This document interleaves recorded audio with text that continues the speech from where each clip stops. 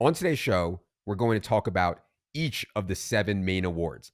I think it's interesting to talk about these from a betting perspective, but also because it gives me some ideas for fantasy drafts. And obviously, like I want to be starting my awards betting portfolio now because, as Evan said, long shot time is now. When you start building a portfolio, you can build some really good stuff if you have long shots that become favorites in there. If you're going to bet on any sports, I can't stress enough how important it is to get the best price every single time. So head to ETR, go to the props tab. Under there, you'll see a link to an article called ETR Sportsbook Bonus Offers. Find your state, get your bonus, and also be sure you're getting the best price by having money on multiple books. Good luck out there. All right, let's get started here with Offensive Rookie of the Year. Want to note for our friends watching on YouTube, which I think is a much better experience if anybody is watching on YouTube, we have our screen shared here, which is on DraftKings Awards. I want to note again, this may not be the best price. We'll try to note, but please, before you bet anything, shop around, find the best price. We do have DraftKings up here for this. Offensive Rookie of the Year, Ryan, is not really a quarterback award, right? I mean, CJ Stroud won it last year, but Garrett Wilson won it. Jamar Chase won it. Saquon, Kamara, Gurley, Odell. I would not consider Offensive Rookie of the Year a quarterback award whatsoever. This year, the overwhelming favorite, though, is Caleb Williams, who's around 2-1 pretty much across all books. Ryan, what are your general thoughts here on Offensive Rookie of the Year and how it's shaping up early on? Yeah, definitely agree. I would say Ty maybe goes to the quarterback in this race. If it's close, I think it was Dak Prescott edged out Ezekiel Elliott a few years ago. There's been a few instances in that, but yeah, anyone can win this for the most part. The Bears they look like they could be a playoff team. So Caleb Williams, top overall pick, going to a rare situation like that, should be the favorite. Marvin Harrison reminds me a bit of this year's Bijan Robinson in terms of offensive rookie year. Most likely to be the most productive in a good situation where he could be the top option in that passing offense with a high caliber quarterback in Kyler Murray. Jaden Daniels, we got him at a value a couple weeks ago at 1,400 or plus 1,400. He's correct now at around plus 600. You can still get JJ McCarthy at a pretty good value on FanDuel. The question is how early in the season does he play? And Malik Neighbors, if Daniel Jones does one thing, he throws good slants and good crossers, and Neighbors is a separator. So I think he's a sneaky, interesting option too.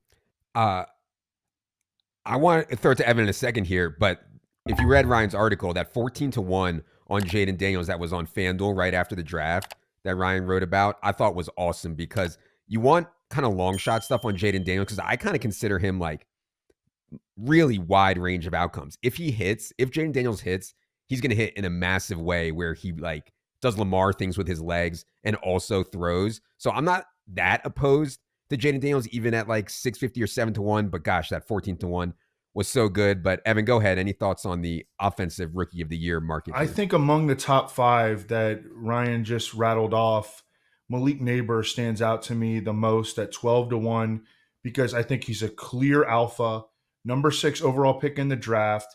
As Ryan said, he runs, he's going to shine at the routes at which Daniel Jones is best at throwing the football.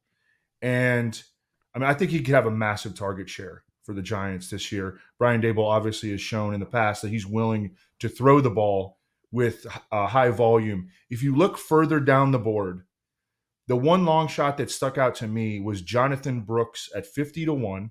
Mm-hmm. Obviously, he's coming off the torn ACL, but it has been reported, I think, in multiple places, certainly by Rap Sheet of NFL Network, that they expect him to be ready for training camp. He was the first running back drafted by a fairly significant margin. He's awesome. And Dan Morgan, the Panthers GM, and Dave Canales have talked about how they kind of want to be a more run first this season. 50-1 for the first running back drafted any year. That stands out to me, and his competition is thin. I know, Adam, you've been talking about how they might want to trade Miles Sanders. Chuba Hubbard shouldn't scare anybody.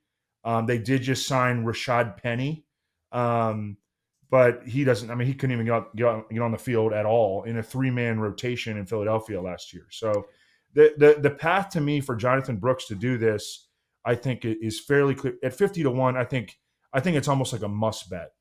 Yeah, Jonathan Brooks was indeed on my list. The reason that he's 50 to 1, I think, is twofold. First, he's coming off the ACL tear, obviously. Second, Carolina is projected to be one of the worst teams in the entire league. I don't know, Ryan. How much do you think team success matters to this award? And I do have some other long shots that were at least on my mind. But yeah, the Brooks 50 to 1. And the best price I saw was indeed on DraftKings at 50 to 1. I would say it depends. It can be a factor. It can definitely help you. For instance, if Caleb Williams lights it up and the Bears are a playoff team, it's probably the nod's probably going to go to him, even if someone else is super productive. But it's not a requirement in this race like it isn't just about every other one. Okay. Couple of long shots, other long shots I wanted to mention. Ladd McConkey is 40 to 1 on DraftKings. I'll look at the prices elsewhere.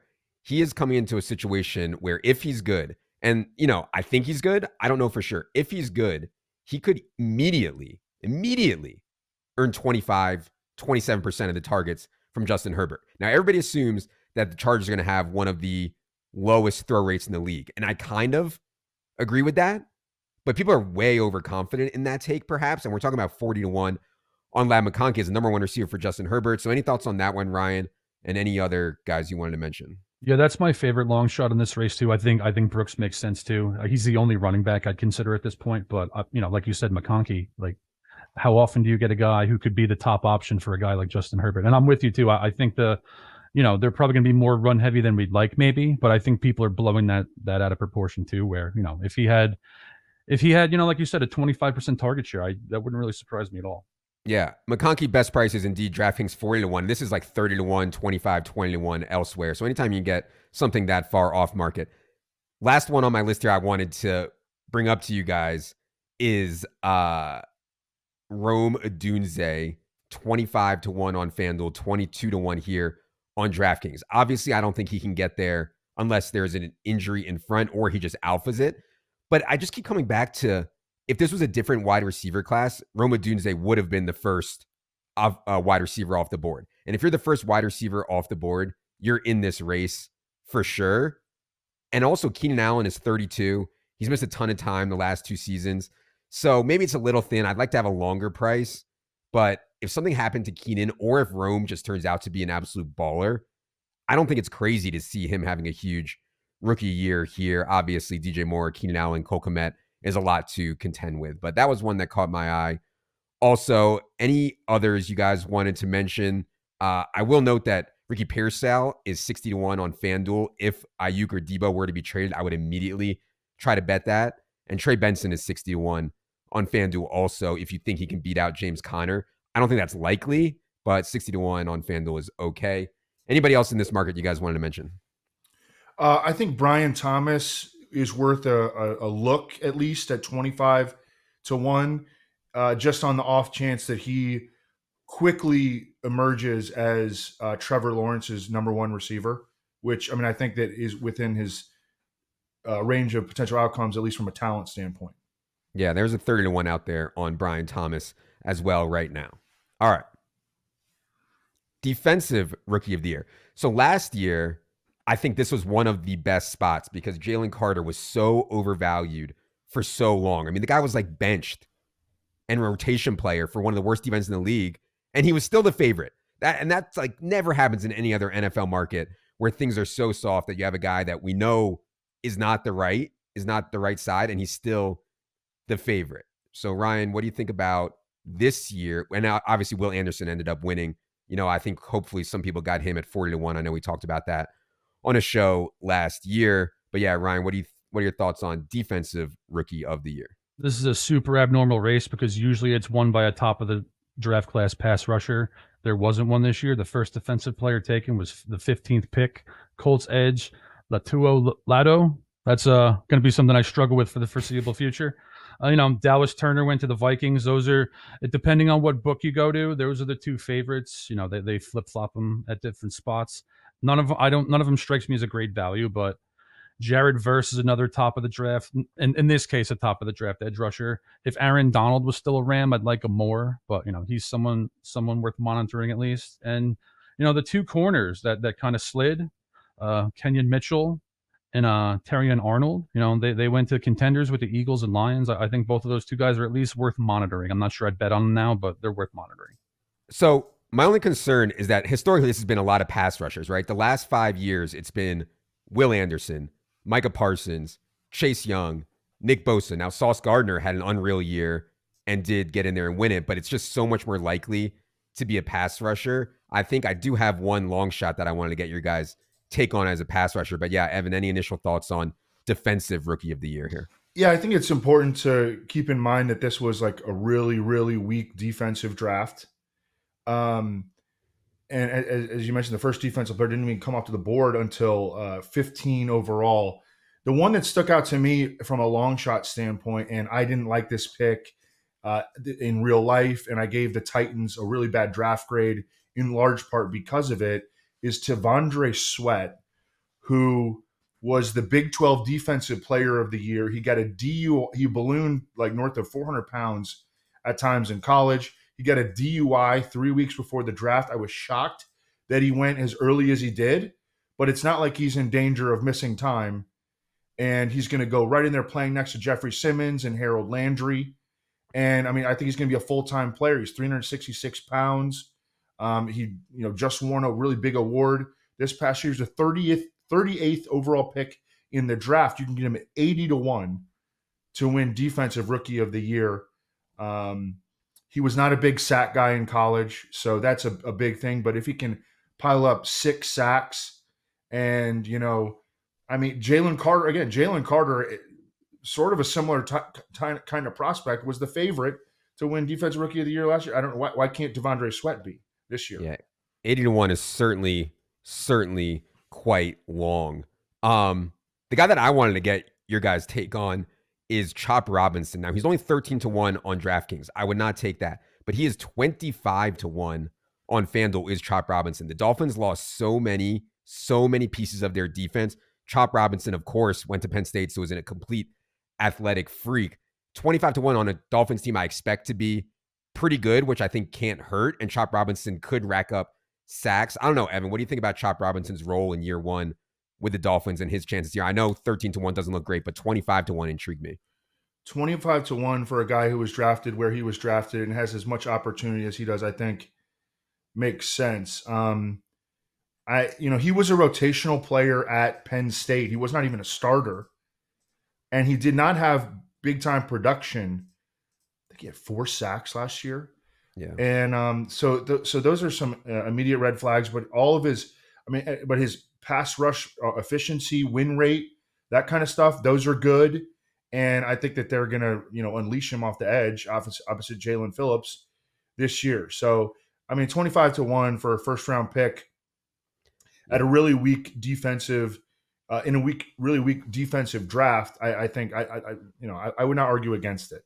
And he plays the position that I think most likely wins this award, right, Ryan? Right. Like most likely, it's not all the time, but most likely it's an edge rusher that ends up winning this. Ryan, any thoughts on Chop Robinson or any other guys you want to mention in Defensive Rookie of the Year? Yeah, one of the things I look for in these situations is it's one of the one issue I had with Will Anderson last year, even though I pumped them basically every week of the season. I probably bored some of you guys with that, but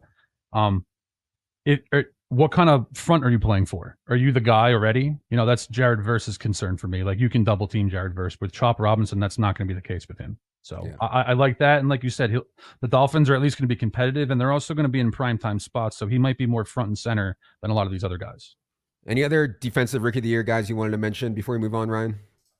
No, it's a thin race. I'm largely going to avoid it in the early go. The guys that I am always intrigued by that seem to never win are the linebackers that like maybe have a chance to lead the NFL in tackles. Yeah. But I know that seems to be a losing strategy for me personally. And let's be honest, a lot of the guys voting for this, and not to insult the guys voting for this, they look at sacks. They look at guys that play on national TV. They're not looking for like the guys who racked up 10 tackles a game, so it's not who we think should win. I know we talk about this all the time. It's not who we think should win. It's very important to understand what these guys who are the voters are thinking. Yeah, you want to get in the minds of the voters. All right, let's go to everyone's favorite. Actually, probably my least favorite award, but it seems to be everyone else's favorite award, which is the MVP award. Now, 11 straight years, Ryan, 11 straight years a quarterback has won the MVP. Lamar Jackson won it last year, not since Adrian Peterson in 2012. has a non-quarterback won this award. And last year, it was close, man. I felt like there was a lot of momentum out there from the public and putting pressure on the voters that Christian McCaffrey or Tyreek Hill were the most valuable. I thought it was an outlier year that the quarterback play, nobody went out and grabbed it at quarterback until the very end when Lamar did. But man, if CMC wasn't going to win it last year, like it seems like he's never going to win. It's just a quarterback award now. So anyways, and that's reflected in the odds. But anyways, Ryan, what do you think about MVP here as we start out? Yeah, I agree with you. I think last year was an outlier. Like you just said, Lamar Jack. I kind of think there wasn't a real MVP last year. Even Lamar Jackson towards the end statistically wasn't, where the other guys have been the last 10 years. But in general, I don't really even bother betting on non-quarterbacks. Just, like you said, with pass rusher and defensive rookie of the year, like 90% of my bets are pass rushers. All of my bets now are on quarterbacks. Couple quick thoughts.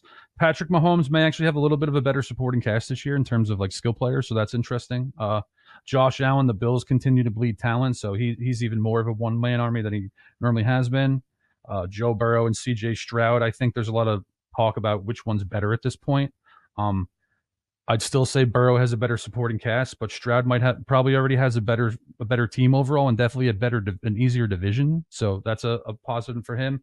Kind of surprised Lamar Jackson's fifth behind those two guys, especially since he's won this twice. I also think there's a lot of mid-range guys that are decent priced, but the guys at the top are, especially in the AFC, like the path to being the best performer in the AFC is much more difficult than it is in the NFC. So my big problem with the MVP award is, it's really likely one of these guys that's a favorite right now is going to win it. Yeah. But the prices are so short, there's going to be a time at the season where they'll play bad for a couple weeks and you'll be able to get them at much longer prices. And that's the kind of stuff that we're tracking. So that's like the main reason I don't love this award. I thought we could get a better price on CJ Stroud. He's already down to 9-1, Evan. I know you talked about that like right after the season.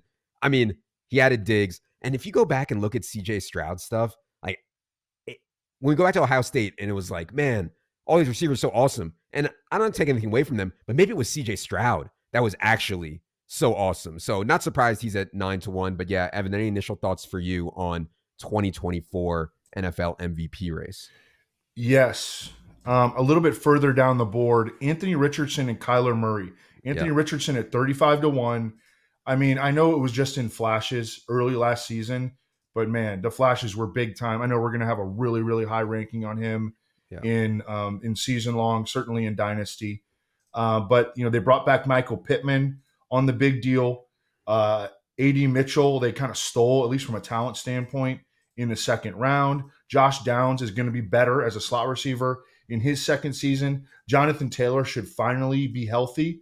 And this offensive line beat every expectation known to man last year. They bring back all their guys, and they added 3 draft picks on the offensive line between the 3rd and 5th rounds. So they have like a quality starting 5 now and big time depth. And Shane Steichen, I mean, I think the world of him.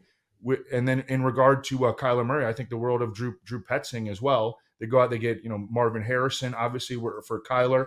Kyler, I thought, played the best football of his career, arguably, especially within the context of the supporting cast last year.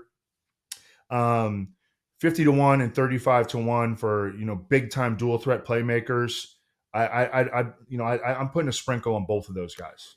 There is a 40-1 out there on Anthony Richardson. I mean, I have a full 3.9 inches for Anthony Richardson this year, and this reminds me a lot, Ryan, of 2019 Lamar. I know people got a lot down on Lamar at 50-1, 61 when Lamar won his first MVP. That was his second year in the league. This will be Anthony Richardson's second year in the league. He also is a dual threat quarterback, obviously. And yeah, I have a ton of respect for Steichen also, as Evan said. So I like that one too. Ryan, any more MVP thoughts for you? Yeah. My one concern with Richardson would be, are the Colts going to be the number 1 seed in the AFC? I think that's the one, Nick. And it's the same thing with Murray. I would love Murray at 50-1 if the Cardinals were a more competitive team. The NFC is easier to rise in, but that would be my concern there, which is why, this is a little gross because, Aaron Rodgers is at our age. But the truth is, you bet on the Jets to win the division, right? A couple weeks ago. I love that bet. The Bills got worse, Miami got worse, and as long as this guy stays healthy and he's a semblance of what he used to be, the Jets have a 12-win season in them. And in that case, I'm not sure he's going to be the most productive quarterback in the league, but I do think they're very live to be, at least in contention for the top seed in the AFC. So I think Rodgers is interesting. That's something I'm going to wait till the schedule releases, and if I like their early stretch, I'm going to drop what I'm going to do in Discord. Okay. Yeah. I think that's an interesting point that I should have brought up at the beginning. How many games do you need to win to be the NFL MVP? You got to win, what, 12? At least 13? Yeah. And so can Anthony Richardson win 12 or 13 games? Can Kyler Murray win 12 or 13 games? That would be obviously a tail outcome, but that's also why you're getting 50-1, 35-1. But yeah, Ryan, any general idea for people how many games you think a quarterback needs to win to at least be in the mix?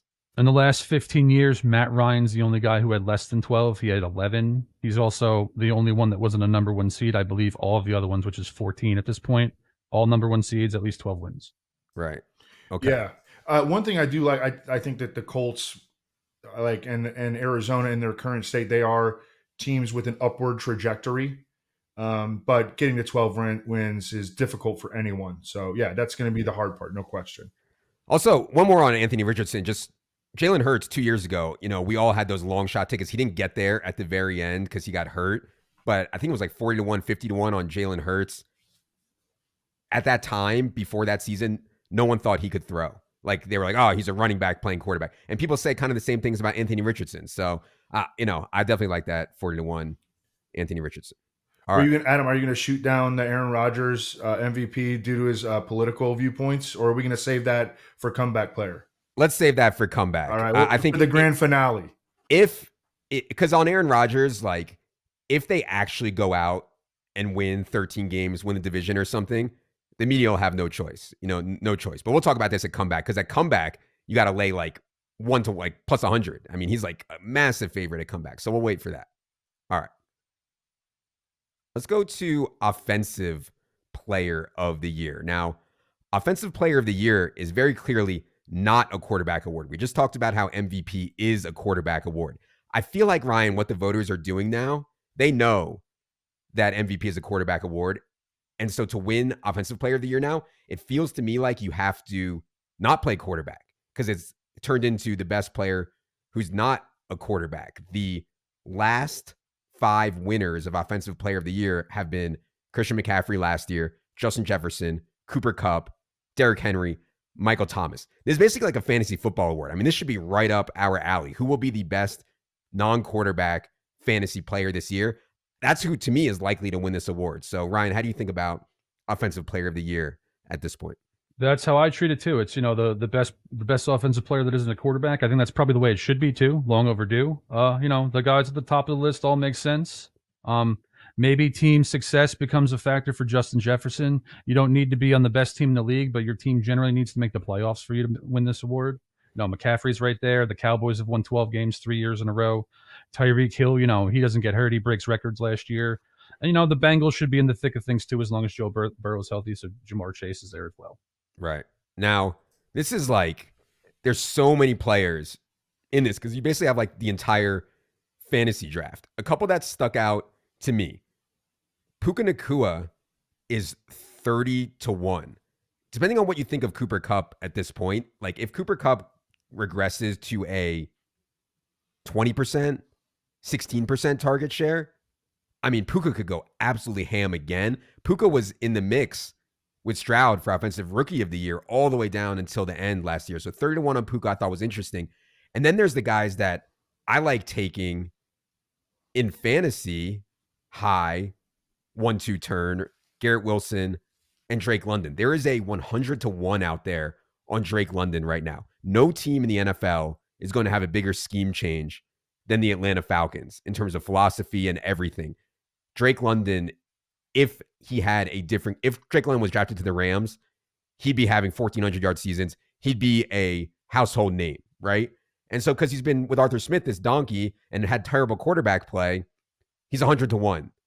I think it was on B365 to be this Offensive Player of the Year. I think he's like 80 or 70-1 or something here on DraftKings. Yeah, here he is at 70-1. And then Garrett Wilson, assuming Aaron Rodgers can stay healthy, he's only 40-1. But man, I think of Garrett Wilson on a talent level similarly to a lot of the guys that are at the top, along with Drake London and guys like that. So I like those as long shots. They don't have to get there very often for it to be a plus EV bet. Evan, any thoughts on offensive player of the year? I know you got it at 100-1 for Drake London, offensive player of the year on Bet 365, whatever that is. I took it at 70-1 on DraftKings, like a normal person. But yeah, who wants an extra 30 cents? You know, no one. 30 cents. Look, wins are wins, you know. Yeah, you know, Nico Collins, I think, is kind of interesting at 60-1, but he's got more target competition. Yeah, this is a tough one. And we've had success betting this in recent years. So I don't know. I'm not ready to go real hard on anybody right now, aside from the Drake London. I mean, they're going to throw the ball in Atlanta. Oh. And also, he has like a little bit of a higher floor. I know y'all probably hated the Penix pick, right? But he's got the number 8 overall pick right there in case you know, something happens with Kirk Cousins. Kirk Cousins has always played in pass first offenses. He knows this system already. They play indoors. We know that. I mean, Drake London has really flashed big time ability. It's just he was playing in the run heaviest offense in the league the last 2 years. So I like him. He's to me the guy who stands out right now. Yeah. Ryan, any thoughts on Garrett Wilson, Drake London, or any other offensive player of the year thoughts? Yeah, before the draft, I wrote up a bunch of guys. London was on there. Wilson was on there. Wilson's actually my favorite for 2 reasons. Actually, maybe even third, given your political stance here with Aaron Rodgers. First, you know, very narrow target tree there. Second, his skill set's very similar to Devontae Adams, and Devontae Adams went ballistic every year with Aaron Rodgers. So those 2 things I love. And third, like if the Jets are good and they don't want to basically reward Aaron Rodgers and Garrett Wilson as a monster year, that's, you know, that could favor him in a tight race. Yeah, you're talking about the voters. Yeah, for sure. Okay. Let's go to defensive player of the year. Winner last year, of course, was Myles Garrett. This is mostly a pass rusher award, right? I know we talked about that with defensive rookie of the year, but I think the same thing applies for defensive player of the year. If you're a defensive back, you need to have an outrageous year and you need to get a ton of interceptions and pick sixes and stuff like that to win this. The last 5 winners have been Myles Garrett, Nick Bosa, TJ Watt, Aaron Donald. In the last 10 years, I believe only Stephon Gilmore has won this as a defensive back. Now, that is certainly reflected in the odds here. As you see, I believe the first defensive back even listed here is Sauce Gardner at 50-1.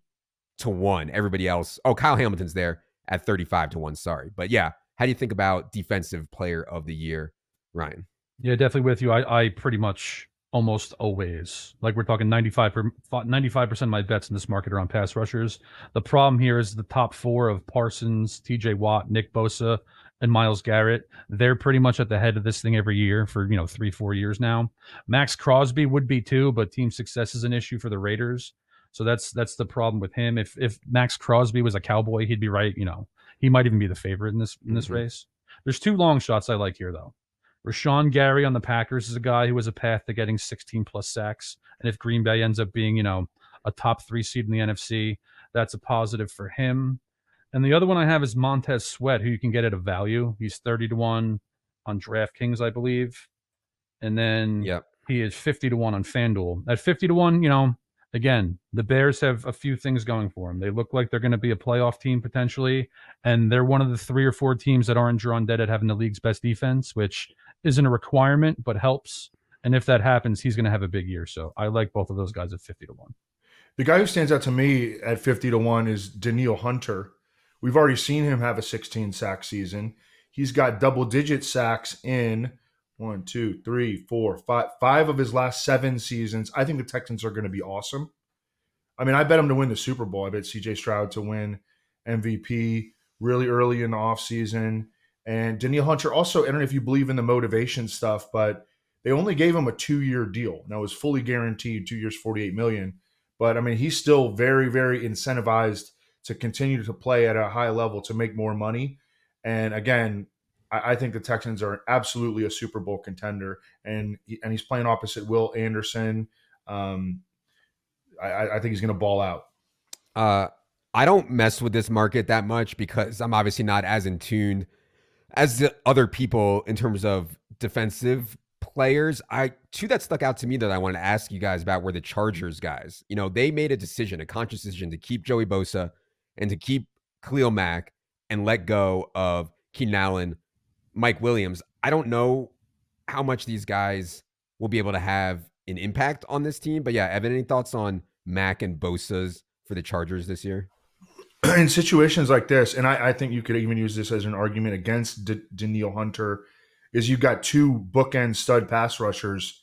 Who are you going to pick? And you almost need one to get hurt, maybe, and then the other one just like takes over. Yeah. So I don't know. It's hard to pick between the two. Mac obviously had a much better season last year. Bosa's been hurt a lot. Yeah. I was actually surprised that Mac is 60-1 and Bosa's 50-1. I would have thought that would have been flipped. But yeah, Ryan, any thoughts on that or any other final thoughts on defensive player of the year? I also like Hunter. That makes a lot of sense. They got Eric Armstead there too, I believe, which, that's all of a sudden like a Jaguars stole him. Yeah. Oh, did they? The Texans thought they were going to get him, and the Jaguars stole him. Yeah, well, that's still a good situation. And with the Chargers, Mack had 17 sacks last year. They're probably going to be better, and we'll talk about this when Coach of the Year comes around.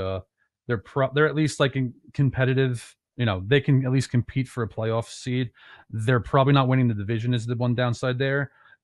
If Joey Bosa didn't have the injury situations he's had the last 2 years, he would have been my favorite in this range. So still like him, but he has been, missed a ton of time in the last 2 years. All right. Let's go to Coach of the Year. So this one, man, it's just always ties me up in knots. I really thought that Kyle, it's so clear what you need to do here. And I'll let Ryan explain more. But you basically need to have a team that is perceived to be bad or a team that is perceived to have issues, and you somehow make the playoffs, right? That's been like the way to win this award. It's hard, almost impossible, it seems. Like everybody's, Brock Purdy stinks. It's all the Kyle Shanahan system. And then Kyle Shanahan finished 4th in the Coach of the Year. If you think Brock Purdy stinks, if the narrative of Brock Purdy stinks, it can't be both. It can't be Brock Purdy stinks and Kyle Shanahan is also 4th in Coach of the Year. If Brock Purdy stinks, Kyle Shanahan should have been the Coach of the Year last year. I don't care how much talent they have on the team, but he finished 4th. And I guess my point, Ryan, is that as much as I want to bet on coaches of teams who are good, they just get penalized so hard. I thought Kyle Shanahan did an awesome job last year in the regular season with the 49ers, and he finished 4th. I mean, last year it was Stefanski won, and then D'Amico Ryans was 2nd, and Dan Campbell was 3rd. And all 3 of those guys did an awesome job. I don't get it. I get it. But Shanahan didn't even get in consideration. So my blood pressure is rising, Ryan. What do you think about handling Coach of the Year? Yeah, I think this is the most broken award race for that very reason. Like, you can be the best coach in the league and you're not even in the conversation of winning it, which is, if we're being honest, that's nonsense. Andy Reid has the longest odds to win NFL Coach of the Year, multi-time Super Bowl winner. Yeah. That's the norm for this race too. It's, that doesn't make sense, but like we talk about, it doesn't matter what we think or what we think should happen. It's, what are the voters going to do? And run through these guys with Jim Harbaugh. My one question, and I'm going to add Robert Salah and Raheem Morris here. If the Chargers win 10, 11 games, isn't the quarterback going to get most of the credit for that? So I'm not really super interested in any of those guys for that reason. Matt LaFleur and Robert Salah, same situation. Matt LaFleur, Packers made the playoffs last year. D'Amico Ryans, Texans made the playoffs last year. So what are they going to come back from? So those guys are all cross-offs for me. Matt Eberflus, I love. You can't really get him at most books now. He was 20-1 before the draft. He's, right around 10-1 currently, but you can still get him at 16-1 on Caesars. And while I don't like to ever say this kind of thing because we like to bet the best lines here, that's still doable in this race, I'd say, if you didn't get it. That's my favorite one. And another one that I'm going to monitor, I'm not going to do it yet, but Dave Canales. If Bryce Young gets turned around, and that's not a very good division, if the Panthers have a soft schedule early in the year, again, I'll pop in Discord and give my thoughts on that. But that's at least on my radar at this point. This is a market where, I end up betting too many guys, and every year I say the same thing, and I'm going to say it here, and hopefully it'll be a reminder for me. Every year, this comes down to the last month. I mean, guys come from way back, 20-1, 30-1 in the last month to win this award. My biggest bet of awards so far this year, though, has been on Eberflus at 20-1. I just think the Bears are going to be very good. They're in the NFC. You can do so much more damage in the NFC. And I think, given it's a rookie quarterback, a lot of new pieces, I think that Eberflus will actually get a lot of credit. I believe you said there's still a 16-1 out there on Caesars on Eberflus. I would still take that. I took 20-1 on it, but I would still take the 16-1 on Eberflus. Evan, any thoughts on Coach of the Year? Yeah, I took Eberflus 11-1 after the draft. I was late on that, but I'd still do it. 16-1 sounds great to me. Canales has so much, his team has so much room for improvement that I think that he makes a lot of sense. And I think he's like a legit good coach. Right. And I don't think that Bryce Young is as bad as he showed last year. The two guys that stood out to me before you guys started talking, though, were Kevin O'Connell at 22-1 and Shane Steichen at 16-1. Both of these guys were under heavy consideration for it last year. Kevin Stefanski wound up pulling it out. But those guys, young coaches with young quarterbacks, I think that those guys could be appealing to the voters when all is said and done. Yep. Anything else on Coach of the Year before we move on to comeback, Ryan? What you said about the last month of all the award races, this one's the end of the season has the most influence on this one. I usually make one or two bets before the season, and then I pivot late. I don't really get involved unless there's an enormous value during the season. All right. Last award market we're going to talk about today is Comeback Player of the Year. We already teased this. Aaron Rodgers is plus 100. And that's not just DraftKings. That's like everywhere. He is an outrageous favorite for this award. It reminds me a little bit, not as much, but a little bit of Damar Hamlin situation last year. I thought Damar Hamlin last year, this was my biggest position last year, was fading Damar Hamlin. He opened at like minus 700. So I had everybody else that was viable at like 30-1 or longer. I ended up breaking out because Joe Flacco played 5. Let me repeat that, Ryan. 5 games Joe Flacco played in and won this award. 5. I mean, the criteria for this award, no one knows what it is. You die on the field, you come back. Oh, okay, maybe that's a criteria. Oh, no, you play 5 games. Maybe that's the criteria. I don't even know where to start. Now, I'll give my Rodgers rant in a second here, but how do you think about Comeback Player of the Year here? Usually, it's a quarterback for a playoff team. Sometimes Ryan Tannehill, Alex Smith for the Commanders, and now Flacco, which, like you said, 5 games is a little dicey. But those are the 3 situations where I don't believe they started on opening day. They started after the September. But all those teams made the playoffs. That's one of the keys there. So if you're looking for a quarterback, and there's a few of them here, Rodgers. Well, I'll talk about Rodgers after you talk about it because your stance is very interesting to me. I actually agree with it. Burrow and Cousins, I'm not sure they were injured enough to count. I think that's a bit like Lamar Jackson last year, so I'm curious on that. Anthony Richardson's an odd one too because he was a rookie and obviously 4th overall pick, supremely talented, but I'm not sure Comeback Player of the Year makes sense for him. And I'm gonna say a grotesque name here. I've yelled at you for saying his nickname over the years, Adam. Daniel Jones is one of those guys who's like in a Comeback Player of the Year spot because everyone thinks he's terrible, and he is. His team's bad. People think Drew Lock might actually beat him out, but if he's the opening day starter, which, again, I would be surprised if he's not, unless it's injury related, he has the best group of pass catchers he's ever had in his career. He's at least shown flashes of being decent, and if the Giants are a playoff team behind him playing well, he's going to be a guy that's going to rise in this race. I could see that. So I think the question, if you're betting this market right now, is should I go for Aaron Rodgers fade? I'm not saying he can't win it. I just think that it has to be so clear. Like if it's close, the media is not going to vote for Aaron Rodgers. And we're not here to get political. We know you guys come here to escape from all this. Oh, you don't want to get political? No, absolutely not. I know you guys come and listen to this to get away from all that, and we could not agree more. We're not going to talk about all the stuff that's going on with Aaron Rodgers and whatever. But I do think that there's some faction of the voters who don't like this guy, don't want to vote for him. And if it's close, they won't vote for him. And to have him at plus 100, given that backdrop, I'm looking for fades. It's just kind of hard for me to find one. Last year, I had Breece Hall, who was coming off of an ACL tear and went absolutely nuts. And he got no votes. I mean, none. Last year, it was Flacco 1, Hamlin was 2nd, who literally barely played, and Baker Mayfield was third. And I feel like the award has turned more lately into the perception is this guy sucked and he came back, right? Instead of this guy was hurt and he came back. Because guys coming back from ACL now, it's so standard. Guys coming back from injury now, it's so standard. And so I feel like the voters are looking for something more. No one knows what the criteria is, but I feel like they're looking for a better story than that. I don't have anything great. If I thought Sam Darnold was going to start for the whole year, that would be an awesome one, but I don't see that happening, obviously. So I don't have any bets in this market yet. Evan, any thoughts on comeback player of the year? I don't have any bets in this market either. I mean, I could see it being like Matthew Stafford goes down, Jimmy Garoppolo goes in, plays in the McVay system with all that talent, and like he wins it. But you know that requires a number of events that are not predictable. Deshaun Watson, I would throw in that boat. Like you could see him doing, No, Evan. Excuse me. I'm going to make a point. The voters will never vote for Deshaun Watson. That was going to be my point, Adam. God. All right, we're done with this. I don't have any bets here.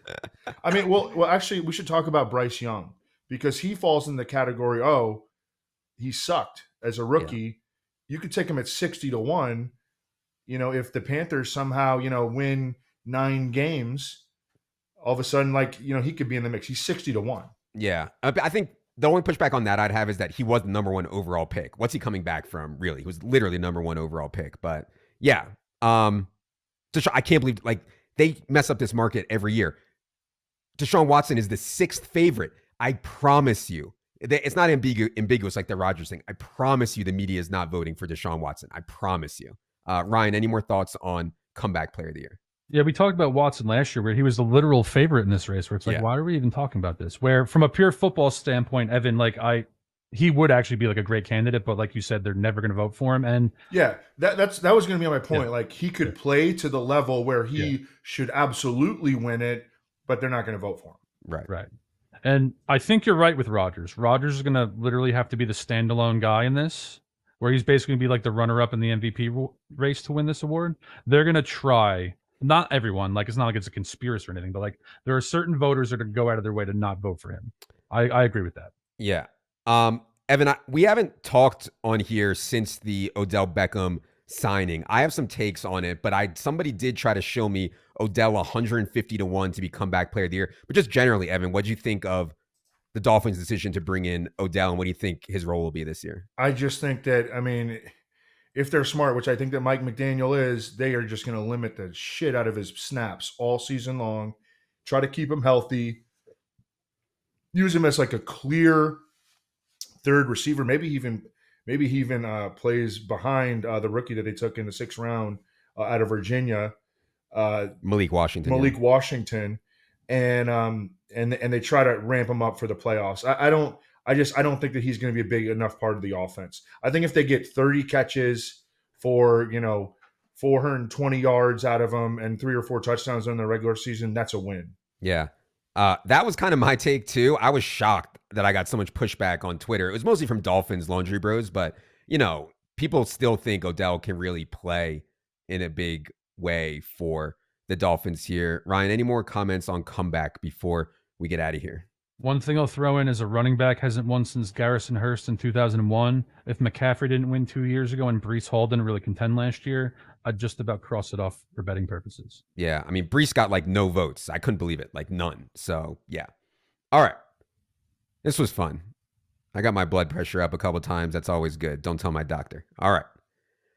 Ryan, always appreciate you coming on. Tell the people where they can find you on the social machines. You can find me at Ryan Reynolds NFL on Twitter.